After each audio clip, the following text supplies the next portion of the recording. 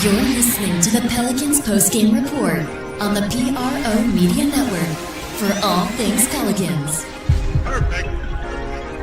Fly Pelican, fly Pelican, fly Pelican. And I tell them that birds of a feather flock together. Fly down, I'm a Pelican forever. Pelican forever. Ain't gon' lie, I feel flyer than I ever been. We stay ballin', this New Orleans, I'm a Pelican. It's going down in the nest, wild, wild west. Come in town and you best, show us some respect. 3-point threat, I better make it rain. If it's up, then don't jump stupid like your ankle sprain. Always said, never hate the player, hate the game. Jumper where the dame late, punch a train. Post game, big Q, talking about business.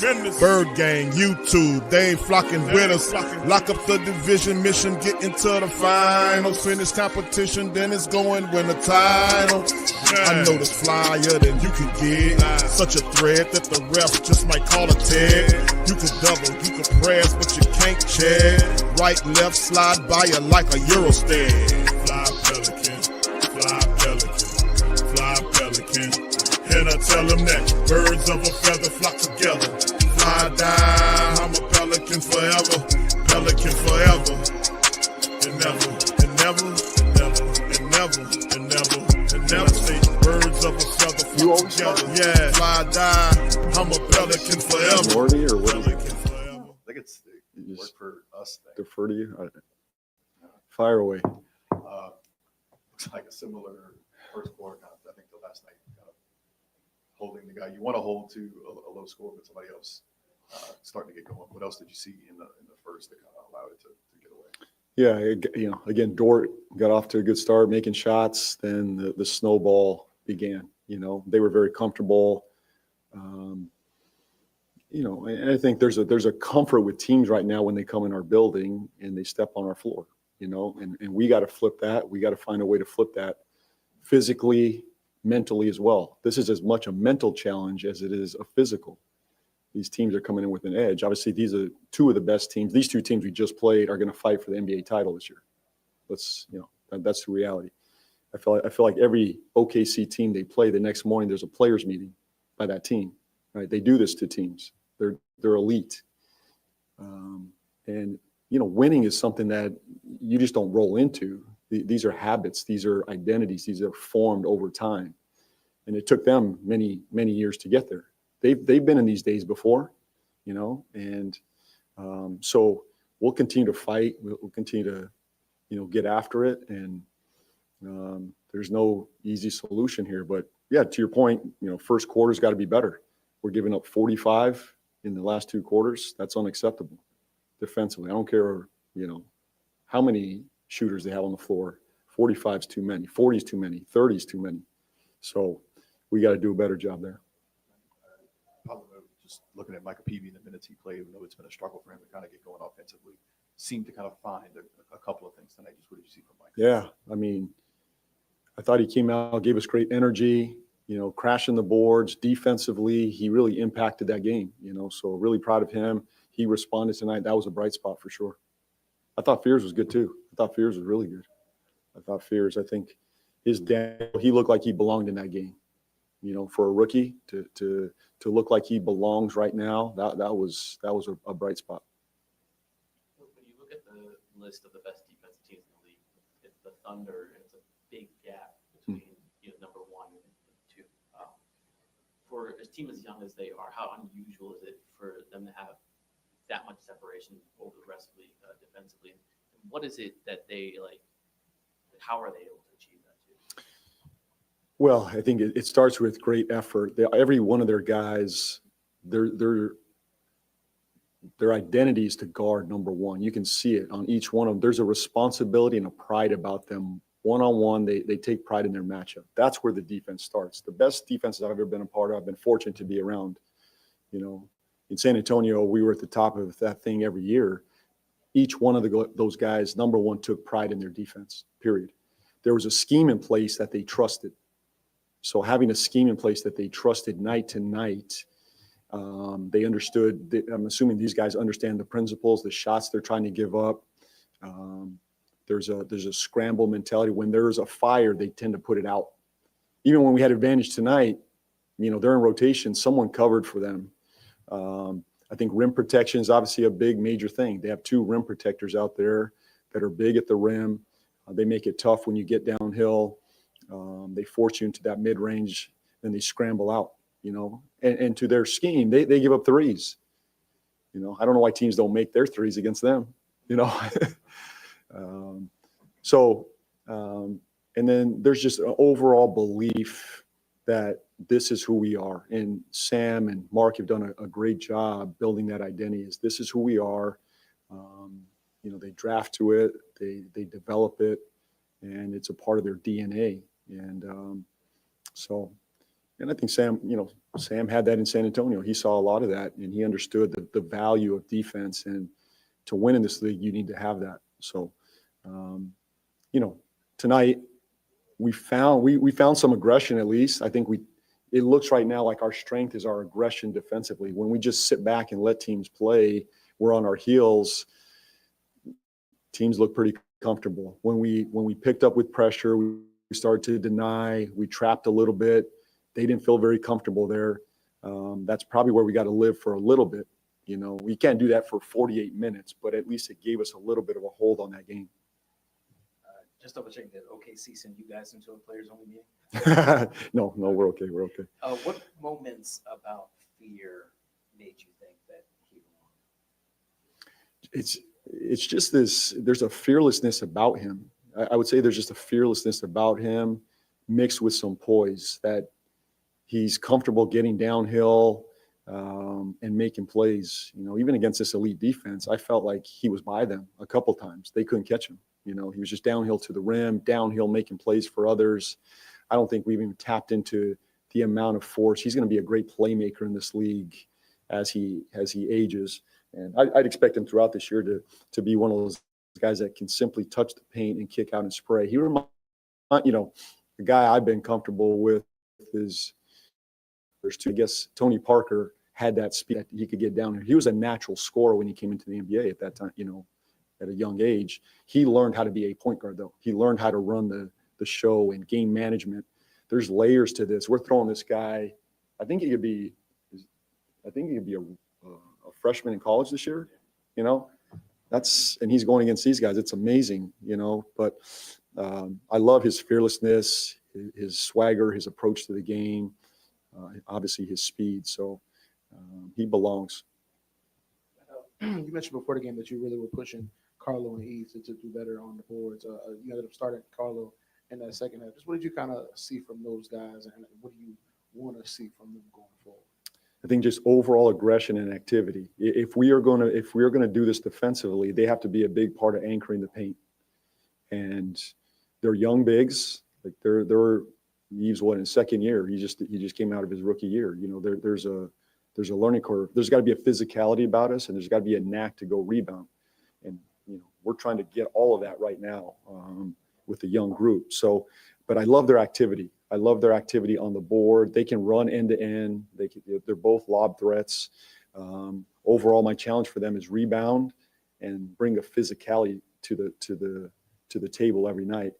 You look at the 2 bigs we just played against. Chet's a physical big. Hartenstein's a very physical big. And they anchor that paint. Our goal is to grow that in both these guys. And at the second half, I just thought Carlo and Queen were a good pairing in the first half. So I tried it there to start the third quarter. Unfortunately, we just didn't get off to a good start. We had some momentum. We just didn't get off to a good start in the third. There were a few instances during the game where we kind of saw you trying to put your imprint on the game. You mentioned up in the pressure in the second half, drawing up a play, the live play to start off the third quarter. I guess what's your kind of goal in those moments as you're stepping into this role, just trying to establish, your principles and what you want this to look like with you? I think my goal in this role right now is to ignite some aggression. When I don't see aggression, I try to manufacture it in some ways as the head coach. Right? So you can do that through your defense, a little bit through your offense. I'll get more comfortable calling, making some, offensive calls. We have yet to have a practice on any of this stuff. So this is all new for us. We're learning on the fly. But we tried as a staff tonight to bring our aggression defensively, to flip the game. And if you just sit back on your heels against OKC, they're going to be downhill in the aggressors all night. I wish I had started pressing earlier. I wish I had started the game in pressure and aggression. If I'm looking back, I would have said we should be starting in that the whole time. But that's what, that's my job, is to try to flip the aggressor through the offensive end or the defensive end. And I think we tried to, help our group tonight. Coach, obviously tough stretch for you at home. As a coach, what's more important to you, like the X's and O's or the psychological side of, coaching, like question. delivering the right message and stuff? Great question. It's the spirit right now and the mindset right now. That trumps all. Trying to get this group to believe, to trust one another, to have resiliency. The X's and O's are one thing. We're gonna have to fix that and correct that along the way. As we go, we have yet to have one, practice together with this new unit. But more than anything right now, it's the spirit, it's the mindset, it's a belief, it's a confidence, it's a trust. That is my number one thing right now on the table. When we get dinged and we come to a timeout, stay the course, stay resilient, tough, next play. We're not there yet. We got a ways to go. Go. But what I'll say is I've seen stretches of it. Last night, I saw a stretch of it. We got back in the game down. Tonight, out of it, we strike back, we come back, and we hung in there, against, this team beats, I don't even know what they're beating teams by, but they do this to everybody. So I saw that resiliency, that response tonight. We just got to do it more. What was your message to the young guys, especially? The young guys, stay with it. It's a long year, we believe in you. We trust you. Keep growing. Keep asking questions. Stay curious. How do I get better? This is a lot for them right now. This is a lot, and it doesn't get it easier. We get a team that's very good coming in the next night. So stay fresh, stay positive, and keep moving forward. James, was it intentional for you to play 9 guys at least 20 minutes? I think Trey was the only one that exceeded 30. Is this part of like what you told us a couple of days ago? You're really trying to find the right rotations, or is it you're trying to get everybody out there together so it feels like everybody's in this together because you're talking about that mental side? Yeah, on the back-to-back, that was part of it. We wanted to play, some different lineups. We're exploring some different things. We have a script going in on rotations, and the game just felt like, we were looking for different lineups and trying some different things. So the script, we went off script a little bit. PV, we found a group that had some rhythm, and I wrote it, and sometimes guys, ran a little bit shorter or longer, but I'm proud of the group that they stepped up. I thought like the PV, the Bryce, those guys off the bench, Carlos stepped up into those minutes and did a very good job. So to answer your question, we're just trying to explore right now and see what we can find. I know you're not a rebounding team, so small, little, impressive stats or something, I know it's not going to be something you're looking at, but still, against OKC, you held them to 9 fast break points, you forced 18 turnovers, then you scored 30 points off of those turnovers. Are those like wins? Can you show that to the group? Is that what you're trying to build on? It's a win. Yeah, it's a win. I think coming out of last night, we did not convert our turnovers last night, right? If we converted last night, we'd be in a better spot. Tonight, we did a better job of that. I thought when we turned them over, we're aggressive. We converted it, or at least we got shots on the other end, so that's growth. Yep. In that vein, like when they're difficult to come by, how are you measuring progress on a day-to-day basis? Well, there has to be a process. The things we value, defensively and offensively, I've got to be much clearer with the group what that is, the value of the defensive possessions, what we're looking to take away. And right now, as I said, the focus for me is the transition defense, protecting the paint and rebounding. We're going to measure it by that. So we'll go back, watch the film, dig in and adjust accordingly. Offensively, the pillars are, can we play with great pace? We're trying to work on that, convert our turnovers, continue to crash the offensive boards and not turn the ball over. A thing that has been a little tough right now is just our ball movements got to get better. That's just a piece of who I am, and it's my job to get them there, to trust the pass, to move the ball, to share it. and we'll get there. So I'd rather measure it in that vein of those benchmarks. And you're going to win some in this game, you're going to lose some, but as long as we're making strides in those areas. In regards to that, what's the balance between just kind of like aimlessly playing hot potato to just reach a number of passes versus moving it with intention to create advantages or have intentional reversals to change the angle? Well, the toughest thing to guard right now in the NBA are these closeouts, right? So you want to have attacking drives to pull in the defense and then make the kick, obviously. Sometimes you simply need to reverse the ball, though. And there's just some handoffs that simply move the ball to the second side. You don't want to live in that all the time. It's tough to turn the corner with these guys. But I thought there was a stretch that I'm probably going to watch. I'm going to be pretty excited about in the second quarter where we were getting downhill. Against their defense, we were swinging it, driving it, kicking it. That's the vision for this type of an offense. We're not there consistently, but we want to put pressure on the paint. Sometimes that's with the drive, a handoff, a pocket pass, something like that. But I feel like at times we're playing too much on the perimeter. We got to have, scoring threats downhill.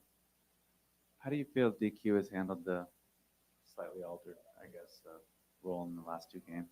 I thought he's done well. I mean, this is new for him. He's going against starting centers, and I saw some good tonight. The rebounding is legit. He can rebound the ball. And if you're going to be a starter, in this league, you got to be able to rebound the ball against these bigs. And I thought he gave us good minutes there. Obviously, he's trying to make plays for us too. And he means well, and sometimes he gets a little bit out of hand, But I trust him. I believe in him. We need him to make plays for us. There's not, currently as we stand, we're missing two playmakers, two scorers, that produce a lot for us. And so I trust him. He's got to make plays. I thought he's done a good job handling those minutes. To what extent have you found you have to live with turnovers with rookies? Mm. Who handle the ball a lot? Well, I lived through some of that in Charlotte, and LaMelo was rookie of the year, and then his second year he was an all-star. But he would drive me crazy with the turnovers. It's just part of the growth process, and they mean well, but a pass that was probably there in college or high school, right? It's not there. The length and the size, especially against a defense like this, isn't there. So part of this is you got to go let them explore. You have to let them go experience this. It's my job to coach them, and the secondly is the better space we are, the better decisions they can make. So it's twofold. It's his teammates, their teammates, and then making good decisions. But for us to get where we want to with Fears and Queen, we've got to let them go at times.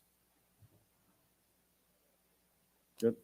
Thanks. All right, Coach Borrego. For all things Pelicans, y'all now tuned in to the Pelican Postgame Report. Shout out to the fam. Appreciate y'all for being in the live on this one. PPR is in the building, man. Pelicans blasted by the Thunder 126-109. Man, we knew this was going to happen. The Thunder are a defending world champions and our team that's on code and playing to a very strong identity, man. And they ran the Pelicans through. They put up 49 points on the Pelicans in the first quarter, 36 in the third quarter, and basically handled their business. They were able to get a bunch of foul shots in our arena, 23 converted 23 of 28, 82% from the foul line. That's fundamental team. It's a very good team we played. And you can see as they improved to 4-1 and 8-1 on the road. Very difficult to win on the road. Not if you're OKC.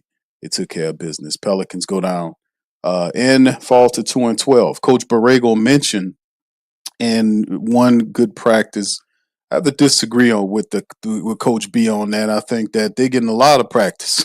If anything, these last couple of games, they're getting a lot of experience and reps against quality teams, man. They're getting their butt kicked, and that's got to count for something. We're getting Jeremiah Fears and DQ in there and the rest of these guys, PV. They're getting some real good reps against some good teams, man. So that's going to eventually count for something for our young squad. But outside of that, man, Pelicans go down yet again. Big ups to y'all. Appreciate y'all for being in the stream. Y'all do me a service and hit that like button as we get going up in this thing. So anyway, let's hit these stats, fam, to kind of talk about the Pelicans. And OKC shot 49% from the field, both of them in this game. Pels were 42 of 86. The Pelicans were 12 of 28 from downtown for 43%. That is respectable. OKC was 17 of 42 from downtown for 40%. They went to the foul line. Like, this is the big thing. 23 of 28. Now, of course, they hit 5 more three-pointers, but look at those free throw attempts. They got 23 of 28 in our damn building, as the Pelicans only 13 of 15 for 87%. So that's just ridiculous. But anyway, the rebounds 38 to 35 right there. That's the shy effect. Them damn free throws. That's the shy effect. And of course, the assist game. Pelicans only 21 assists versus 30 by OKC. The steals 12 to 9, blocks 5-4. OKC advantage. Not too much the Pelicans won in this game. You know, you can see the turnovers. Pelicans had 22 of them. I think they had 12 or 14 of them at half. 12 turnovers at half. They finished with 22 and 31 points given up on them versus 18 by OKC, giving up 30. 9 all as fast break points. Points in the paint also favored OKC 52 to 48. Pelicans never had the lead in this game, and OKC at one point had the lead by 30 points. It was a rout, to say the least. All right, anyway, let's hit the individuals as we can take it down with them. As you can see, what's really interesting, our top option in this offense was Trey Murphy, who finished with 18 points in 33 minutes. He had 9 shot attempts in the game, just 9 attempts. 6 of 9, they were all over him, man. 6 of 9 for Trey from the field, 4 of 5 from the 3-point line, and 2 of 2 from there. He finished with 18 points to go along with 5 boards and 3 turnovers to go along with Trey. He had 3 steals, our top option. 24 by Jeremiah Fears, who scored the most in 25 minutes. 24 for our young player, 9 of 16 from the field. He was 2 of 5 from downtown, 4 of 5 from the charity stripe. He did have 3 turnovers, but put up some good production for the team. And it's the only 2 guys in double digits. Herb Jones in 26 minutes finished with 5 points. He continues to struggle shooting the ball. He was 1 of 8 from the field and 1 of 3 from downtown. He also had 4 turnovers to go along with 2 rebounds and assists. Herb is just not shooting the ball well as of late. Derek Queen, in about 26 minutes, DQ had 9 points. He was 3 of 10 from the field, 3 of 4 from the charity stripe, 8 rebounds. He had 6 turnovers and 3 assists. So when you are playing the OKC Thunder, notice that those turnovers up, because that's what those guys do. They turn you over.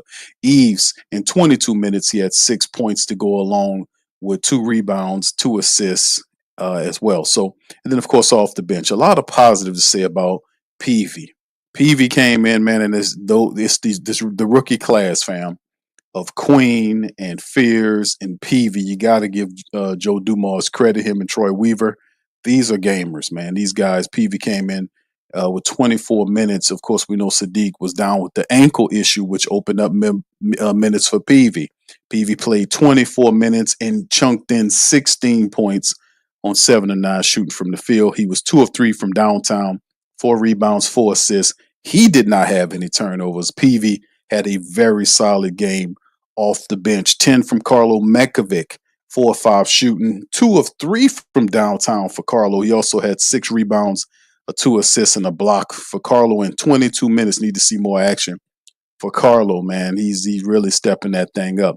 11 from Jordan Hawkins, the former first-round pick. 5 of 11 from the field. He did struggle a bit from the 3-point line. He was 1 of 5 there, but did have 6 assists to go along. He was +5 in this thing. And then Bryce McGowan's also got an opportunity in 13 minutes. Bryce had 4 points and 3 rebounds. He was +12 as well. So Jose Alvarado, energy man, was 23 minutes in there, but Jose not too much on the offensive end in this game. He finished with just 6 points and was 3 of 9 from the field, 0 of 4 from downtown, 2 rebounds and an assist for Jose Alvarado. So the Pelicans once again lose another one, man, and we knew it was going to happen. OKC is a dangerous team, man. They are just an awesome team. They play with so much, with just so smart and turning you over. They just got that identity rolling. And of course, you could say SGA, man, doing his thing in 29 minutes. He finished with 23 points.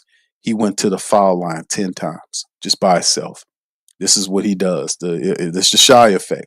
10 for 10 from the charity stripe. He finished with 8 assists, 3 steals, along with those 23 points. 26 from Chet Holmgren, 10 of 14. We didn't play against him the first time he was hurt, but he turned in 26 points, 9 rebounds, and plus 23 in 33 minutes against the Pelicans tonight. Hartenstein gave him 16 and 7, along with 6 assists. He was solid. He also had 4 steals as he steps his game up. Lou Dort in 17 points in 28 minutes. He was plus 27. You take a look at the plus minus. It's off the chain with the starters for the OKC Thunder. You see Wallace is there as well with 7 points with 4 assists, but it's just ridiculous, man. The plus minus, plus 19 from Hartenstein, Holmgren plus 23, plus 33 for Shea, plus 27 for Lou Dort, plus 14, plus the win as they improved to 14 and 1, Pelicans 2 and 12. Next on the horizon, fam. It doesn't get any easier because we do have the Denver McNuggets coming up next. And this team is currently on a 7-game winning streak. They're 10 and 2, but as of right now, they're locked in a battle with the Chicago Bulls at 126 to 124. Right now, they're locked in a battle with 18 seconds remaining in the fourth quarter. So, we'll see if the Bulls can maintain and hold that lead, but that's what's going on right now as we are having this matchup. This breakdown right here that they're going into battle with the Bulls. But outside of that, that's who we got coming up next. We got the Denver Nuggets chiming in next in the Smoothie King Center. And it's going to be interesting. Remember, the Nuggets blasted the Pelicans late last month, 122 to 88. The Pelicans trying to get some good back, trying to get back into that and handle some business. Perhaps, family, we can get Zion Williamson and maybe Sadiq Bey back. A couple of the injury reports, the estimated timelines for all its work are indicating the 19th as a possible spot for the team to get Zion Williamson back, which would be the Denver matchup. We don't know, and they talked about Coach Borrego did mention prior to tonight's game that it would go according to he would make the decision based on, as far as Zion is concerned, playing how the warm-ups and the pregame stuff activated. They decided to kind of wait it out. But as you can see right here on screen, Sadiq Bey dealing with an ankle. Zion Williamson with that hamstring is estimated to return against the Denver Nuggets. Of course, Jordan Poole, a couple days later, Jordan Poole is supposed to be making his way back. So it'll be cool to get some of those guys back. Sadiq Bey has been pretty consistent. Zion Williamson represents 20-plus points, and Jordan Poole is one of our best shooters. So to get the firepower back that Zion Williamson and Jordan Poole represents, to kind of turn this thing around would be cool, man. That would be awesome to get that back. The Pelicans currently on a 6-game slide. We're trying to stop the bleeding there, man. You can see that old matchup indicator. It's telling you don't have a chance in this one. But like I said, man, we'll see how it all works. The Joker and his squad is playing really well. Those guys are playing really well right now, man. Matter of fact, let me show y'all here this right here. Bulls still in control. Now they're up by 3. 127 to 124. That's what's going on right now with the Nuggets. And man, let me tell you something. The Nuggets they got it going on, man. Jamal Murray's healthy. Tim Hardaway is there. Cameron Johnson, the former Sun and Net, is there as well. And they've been playing really good ball. Bruce Brown went back to Denver, and they've had a pretty decent squad. Jonas Valanciunas is there off the bench, and they just play really good basketball, man. Julian Strother, another Pelican killer, man. He'll be more than likely out for this game, but it'll be a tall order to deal with Denver. And like Coach Borrego was saying, not a lot of practice per session, but I still count these games as practice. They got to count for something more than just losing. You see what I'm saying, family? I mean, you're going up against some of these teams, and you're basically getting educated. You're getting you're getting flamed up, getting a rough education against some of the league's best, man. But this got to count for something, man. Straight up and down, man. Jeremiah Fears is getting better. You can see now that Derek Queen is in the starting lineup.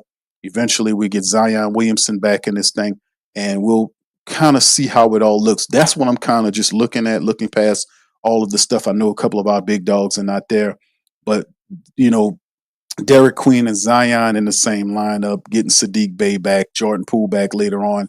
How then do the Pelicans look? Then that's when the fun really starts to see with Fears and Queen and Zion and Trey and all these guys in the lineup. How do then the Pelicans look to the rest? So James Borrego, man, just keep doing what you're doing. Keep talking to him and keep working with him, man. And still study that tape, fam. Because listen, let me tell y'all something, man. And you watch the game, and I for years been talking about unintelligent switching. They just be doing shit, bro. They don't even be thinking about what they're doing, and that's one thing Antonio Daniels, says when he's doing the broadcasting. The last game, because he don't really be mentioning all that. I know he be just kind of holding his tongue on a lot of stuff to kind of keep his commentary balanced. But when I noticed, like, damn, this team do a lot of dumb switching. And this Willie Green, and is it because it comes to a point like, man, listen, if we do not switch, like AD was saying, hey man, just hold your matchup, right? If you're gonna switch, y'all be intelligent enough to know when to stop switching when you're about to switch yourself into a situation that benefits the ops. For instance, Jose Alvarado is one of these dumb switchers. No disrespect, but Jose Alvarado is constantly caught in dumb switching moments. Come on. Put one in the chat if you've seen Jose at least 5 times a effing game getting caught in these dumb switches in which he's switching out with a player and some kind of way he'll end up guarding the center in the paint. I'm like, how is this guy? Why is it always you, bro? No, man, you do not switch all if it switches you into a negative matchup that benefits the ops. We got to be more intelligent at. And like I said, I'm seeing the effort from the team. Yeah, they're playing good in stretches, right? But they're just not fundamental. Let's just be honest with you. Instead of, they're not offensive rebound minded. Let's just be honest with you. That's something that a coach has to breed into his players and into some type of identity. We know they don't have an identity, but just to live off a one shot hit or quit a moment and then run back and this type of thing. We're not that offensive minded where we have a guy there or we circulate the ball to somebody gets in position to get an offensive rebound so we don't have to live by the one shot policy, right? And then of course getting back on defense, not backpedaling, but actually getting out and sprinting back before to prevent an outlet pass or some stuff like this. I'm constantly seeing that guys walking or guys just jogging, this sort of thing. They're just not fundamental, family. They're just not. And then it really shows when you see teams that is about the business. When you see teams like OKC tonight, like we've seen with Denver, like when you've seen with Golden State, when you see teams that are really good, like the offensive rebounds and stuff like that. Another thing that I noticed about the Pelicans, fam, and y'all put one in the chat if you've seen this before. When you see guys ball watching around the damn rim, why you see the ops is taking shots and the Pelicans guys around the rim are ball watching, meaning that they're not blocking out potential offensive rebounders to get or second chance players, getting there and get the second chance rebound to kick out, or a guy jumps and taps it back. Closing the door for guys to get back up under there so they can do offensive rebounds, this sort of thing. Just closing out. They sit up here watching the ball and the player gets right to him, to the basket, gets the ball back for an offensive rebound and a stick back. That type of stuff has to be put into the head of into the basketball team. Like I said, they're actually out there running around and doing it. We're just not fundamental. We're just not fundamental with it. So, like I said, practice is definitely good, but they're getting the ultimate practice. Guys are in the game in the heat of the moment. And I'm telling you, those mean a lot when you can get that real game experience like Fears is getting, like Queen is getting, like PV's getting. These guys need that experience, and Hawkins and all these guys. He's still young.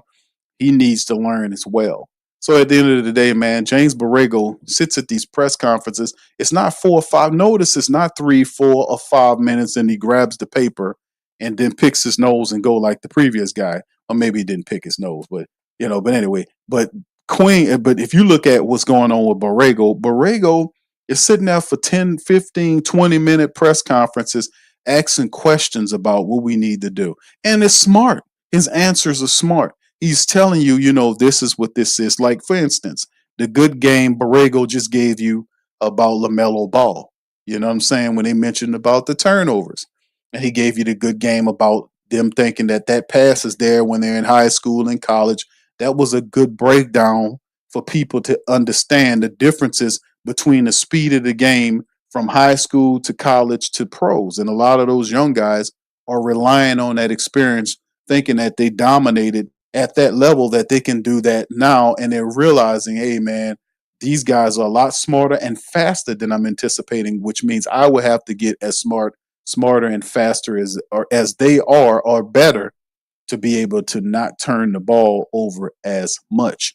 But this game against OKC, these guys, they play the passing lanes. They're aggressive. They'll get up and they'll rough you up. Like we talked about tonight. Trey Murphy had 9 attempts. Just 9 attempts tonight from Trey Murphy. He was 6 of 9 tonight. So in the end, you're playing a team that's incredibly balanced with an identity, and these guys are champions, man. And they haven't changed the damn thing. They still playing as dominated. Look like they better than what they were last year or what they're doing. So it's going to be interesting going forward, man. But it just shows you the difference between what a championship team looks like versus a team that is not a championship team. A team with 2 wins, right? And 2 missing key components of the team that accounts for over 40 points of offense and many other things, right? So that's pretty much what we got, man. So we'll see how it all looks. Let me go and check back on that Denver game and see if Denver won the matchup here against the team. So I have to know, we got to know if Denver win that matchup, they won't be as pissed off against the Pelicans. They come in here and looking, they could smack down the Pelicans after the Chi-Town Bulls pull one from them. Let me take a look at the final on that, fam. Yeah, they lost. Okay, so that is right there. So they'll be coming in here with a loss. They snap us the Bulls 7. It was 6-6. They're not 7-6. They snapped the Denver Nuggets 7-game winning streak they had going on right there. So the Bulls, Josh Giddey, all those guys that was able to take care of some business against the Nuggets in their building. Matter of fact, they gave the Nuggets their first home loss of the season, man. So that's interesting. Can the Pelicans, hopefully it's different. I would have to say, listen, fam, I would have to say that the game would be a loss. I don't think the Pelicans beat the Nuggets, without a boost. If Zion is there and if we can get Sadiq Bey back, I think we have more of a chance right there to be able to do something with the Nuggets. But without those guys, I'm not going to give us much of a chance. You know what I'm saying? We still got a lot to learn. I appreciate the effort, but we also have to play with intelligence. Intelligence is a big part of the whole matrix, not just effort, But anyway, listen, fam, I appreciate y'all for being in the stream. Yes, indeed. Turnovers. Tech Blitz, shout out to you, Jedi Connor. Much love. What do you guys think about it? Y'all put it in the chat right quick. Who wins the next matchup right here between the Pels and the Nuggets? Y'all put it in the chat. Let me know how y'all feel about that as well. All right. Yeah, Slim said turnovers were killing us. And fam, like I said, they had they did have a lot of turnovers. It was 12 turnovers, something like that, 12 turnovers. I stopped counting. I think it was like a dozen at halftime, right? They finished with like 22 or something like that. But also KC had like 20 turnovers too. But when you really look at the game, it was a game of runs. They did have 5 more 3-pointers than us. But really the major stat that I look at is the free throws. Fam, SGA had 10 free throw shots, makes, he was 10 of 10. They had like 28 free throw attempts, and they hit like 20, some high clip 28 or something. I have to go back to the stats, but your free throws, that's the thing that really hurts you. And they hit like 82% of the free throws when the team give them like that many free throws. Plus, it just really hurts you. And that's what I was saying about being able to hit out when we get an opportunity, when we're fortunate enough to get to the line, we have to be able to take advantage of that. We have to be able to hit the charity stripe or the free throws. It's supposed to be the easiest shot in basketball for some. I guess a layup would be for others. But for Zion Williamson shooting like 50 to 60%, something like that, 70%, whatever the bull crap is, we have to do better in the fundamental stuff. Really, seriously, fam. Rebounds, passing the ball. Do James Borrego have to take it back to basics? I mean, for real. He probably got to take it back to basics, fam.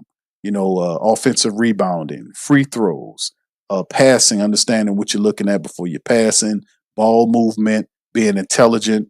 Maybe we need to kind of chill out on the zone work and all that stuff, and just until they get a concept of what's going on.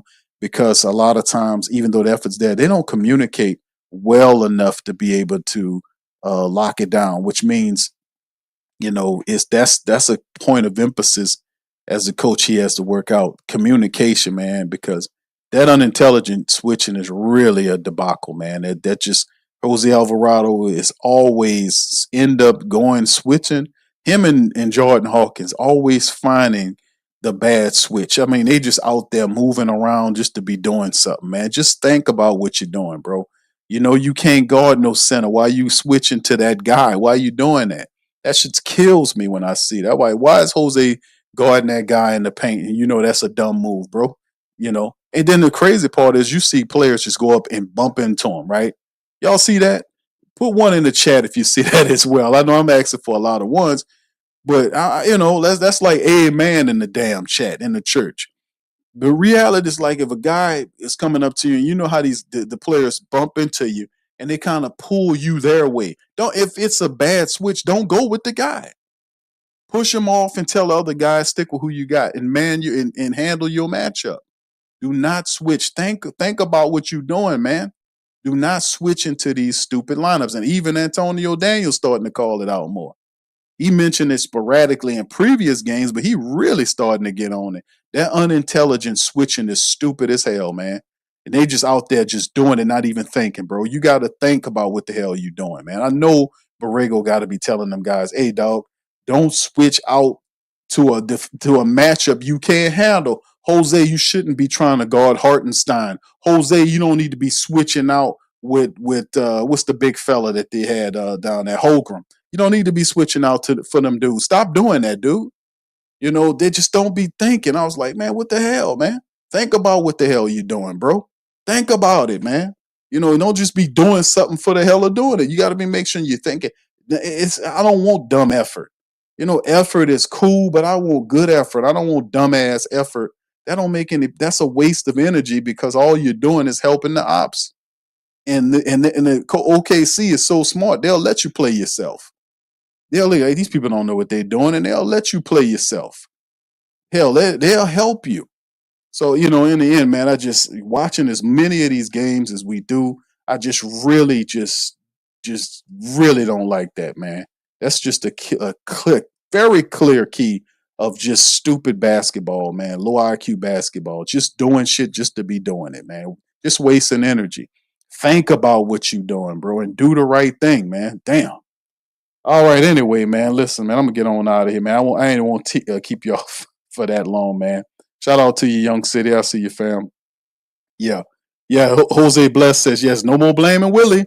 Where's Zion? He's hopefully, bro, listen, Zion was supposed to come back 2 games ago. But now they're pushing it back to the 19th. That's the estimated. He was supposed to play this game, but it was based upon how he looked in warm-ups or the pregame routine, which Borrego must have decided that he didn't look good enough and that to give him additional time. So now the estimated timeline for Zion is pushed back to the 19th, which is Wednesday, which is the matchup against the Joker and the Denver Nuggets, who just lost to the Chi-Town Bulls. So they'll be coming into this game with a loss, which means they'll be motivated to get a win, which is fine with me because I want to play some of these tough teams because let them hit them with everything they got, let them flame them up, let them do all this stuff, run into a bend, and then ultimately let it twist and turn the team. Let them have some difficulty here and let them forge an identity from the fire that what these teams are putting on them. They blazing the hell out the Pelicans. They routing them and twisting them and turning them and every damn thing. That's fine because in the end, this should make this team tough. It should make them smarter. And we should be able to kind of build with some of these weaker teams. Hopefully. Hopefully. We'll see. All right. So anyway, with that being said, fam, shout out to you, Stephanie. I see you, man. I appreciate y'all for being in the stream. Shout out to the kings and queens of the freaking flock, man. And of course, like I said tonight, the Pelicans, they lose again. But listen, we'll be back on Wednesday. We'll have some flash reports. We'll have some previews as well as the Denver Nuggets game coming out tomorrow. We'll also have some flash reports, see what the latest news and notes on the Pelicans. There are rumors about potential coaches. We talked about some of this stuff on the last broadcast where we mentioned about will it be, and I don't want to kind of, leave. Well, let me leave this thought with y'all. We talked about this on the previous stream. Y'all want to go back and listen to it last night. Good game. When we got into it, we talked about the coaching search with the New Orleans Pelicans, and what would the Pelicans ownership, which is Gail Benson, right? We've heard rumors, and it's very credible rumors that the Pelicans are trying to conserve dollars under Joe Dumars because of the liberal spending that they did under David Griffin that did not bore the fruit that they wanted it to bear. So they are taking more of a conservative approach with Joe Dumars. Now, with that being said, the coaches that we want them to have to bring the team out of mediocrity is a respected championship coach that has that pedigree that can step in and make that noise. Now, we all know who that is. We know there are a handful of those guys that sit there, whether you like them or not. We know it's Malone. We know there's Budenholzer that's out there as well. There are a couple other guys. Some of these guys that sit in that upper tier, which would Malone would be, and all these guys, they sit in that tier. These are double-digit guys insofar as how much you're going to pay them per year. Like I showed you guys last night, good game here, and nobody talked about that. The Pelicans, I guess the more money the Pelicans ever paid per year for a coach was Van Gundy. I think it was around $7 million a season. He signed a 4-year deal, paid him like $7 million a season, right? They cut him loose after the first year. It was all BI inspired. He didn't like the point Zion system because that's what Van Gundy was focalizing on, was Zion as the guy. And Zion had a lot of good success under Van Gundy. He really kind of unlocked a lot of that and really gave him the identity. A lot of really Pelicans inside really owes Van Gundy some respect because he had created the point Zion situation that a lot of these other guys came along and trying to benefit from. But nevertheless, they paid him $7 million a season. Will they be ready to pay 10 or above? He was making 10 already. Well, he'll be looking for more than that. Will she cut that check is the question for a championship coach.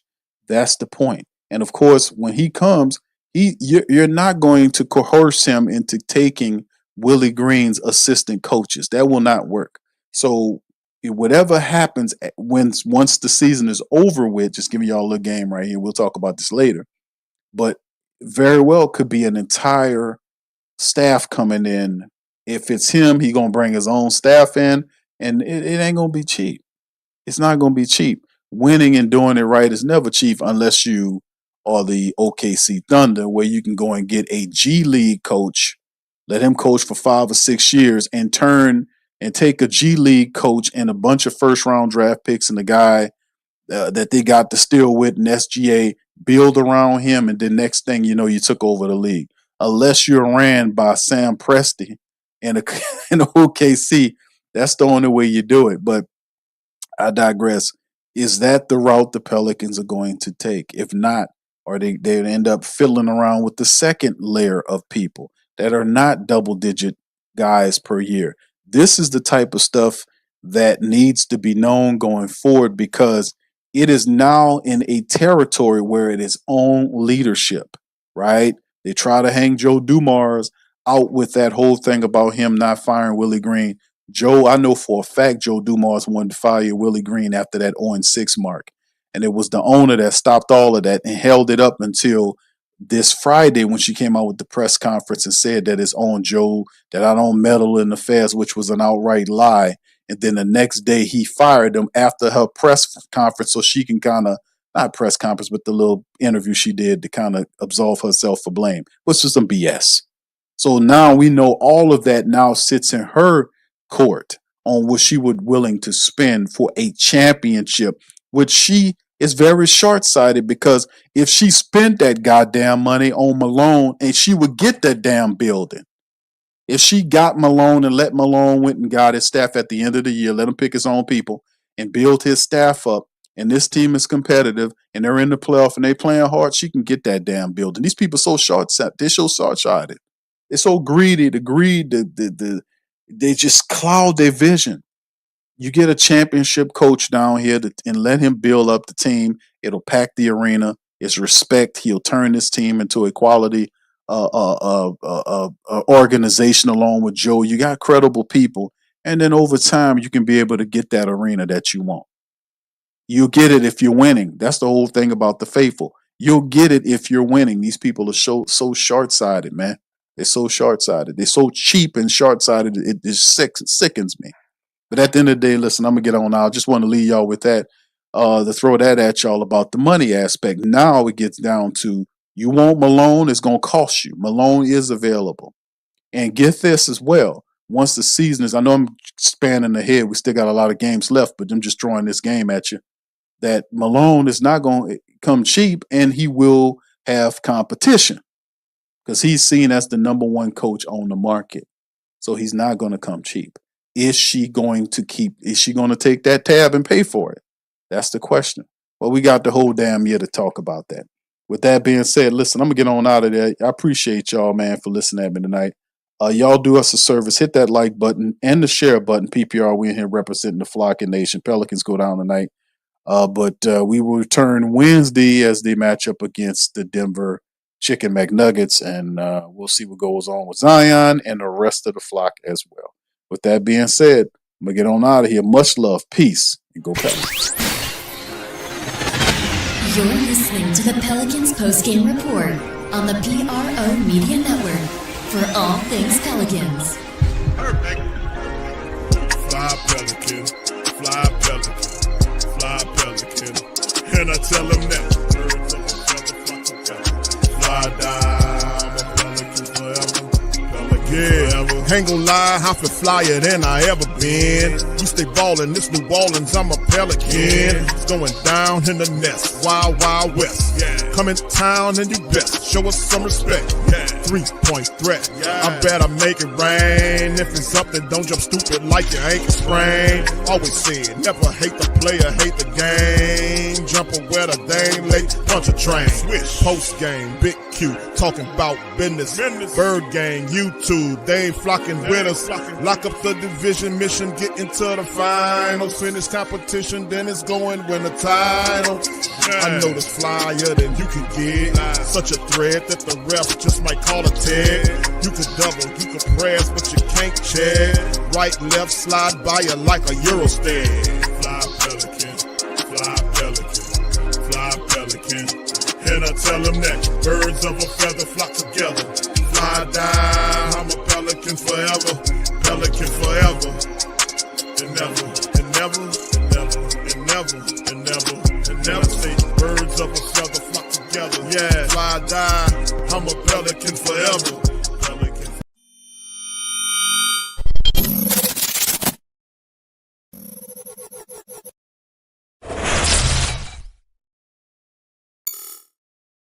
Hey, New Orleans! Whether you're catching up on Saints news at Jackson Square, checking Pelicans scores in the Garden District, or staying updated on LSU while grabbing coffee in the French Quarter, there's one place that keeps you connected to everything that matters in our city. From Bourbon Street to the Superdome From Preservation Hall to the riverfront, New Orleanians are staying in the know with the whodatdaily.com. Your daily source for Saints, Pelicans, LSU, and all the sports, music, and culture that makes our city special. At work downtown, at a game in the Dome, or just relaxing by the Mississippi, wherever life takes you in the Big Easy, you can stay connected. Because when you're from New Orleans, you don't just live here. You stay in the NO. That's stay in the know. Visit the WhoDatDaily.com and never miss what matters most to Who Dat Nation. Stay in the NO, you stay in the know. Welcome to the Pro Shop, where we create authentic NOLA-inspired clothing for men, women, and children. From Saints jerseys to Pelicans gear, everything's crafted right here in New Orleans. Whether you're shopping the Pro Shop, the Pel Shop, or the Pro Shop Kids, we've got your whole family covered with genuine merchandise that represents our city's spirit. Check for links in the description section.